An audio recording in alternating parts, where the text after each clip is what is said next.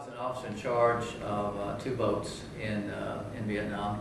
I was OIC at first at PCF 101, then at PCF 78, and subsequently I took over PCF 78 after the 101 boat was damaged during a firefight during a river patrol. I was only 23 years old, and I had five outstanding individuals who were part of my crew. The one thing I did learn, of course, was that you have to depend on everyone on the crew, and being so small, it was more of a team. I mean, we talked about this. You had leadership skills. Everyone knew that I was the one in charge, but everyone almost took a leadership role at various times. When we stood watches, two-man watches, for example, or three-man watches.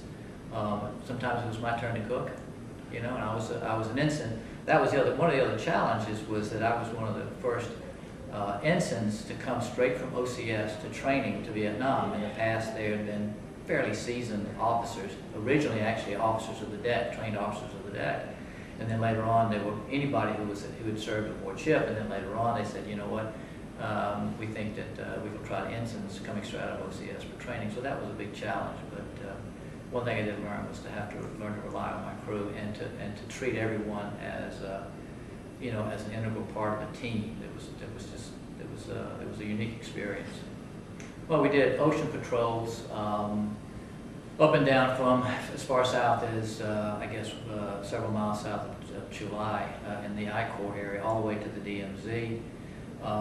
We had river patrols on the Kudai River Complex, which were interesting. There was some board and search. We had a couple of interesting experiences when we had to go search for downed aircraft. There was one particular instance where there was a C-130 tanker that collided with F-4, Marine F-4s over in our patrol area. We were sent to pick up, what was left, debris, any indications of crew members or whatever. It was kind of a sobering experience. We shared it with the Coast Guard. They picked up some debris. We found some, we did our own. We found a bag with the pilot's, or one of the crew members' individual personal effects, and then that was kind of eerie. We found, a wheel, floating, a huge one of the tanker wheels, and was floating in the debris, and I think the Coast Guard may have picked up some debris, maybe some bodies. We fortunately did not have to pick up any bodies, but it was kind of, again, those kinds of things are sort of, kind of shocking sometimes when it's like beyond the norm. You think, okay, we refuel, that's it, we're looking up in the sky, we're down, all of a sudden. That particular situation, but usually it was ocean patrols and river patrols. Well, we often ran drills just to keep ourselves, proficient, both in terms of weaponry, ship gunnery.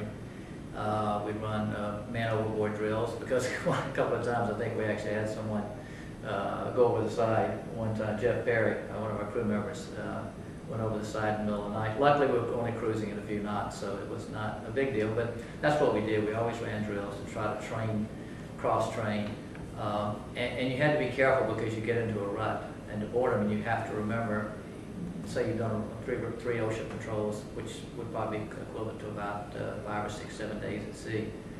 You have to fight complacency, and for us, luckily, one event we had early on in my my first couple of months in Vietnam sort of brought that message home, that you got to stay well trained, be prepared for anything.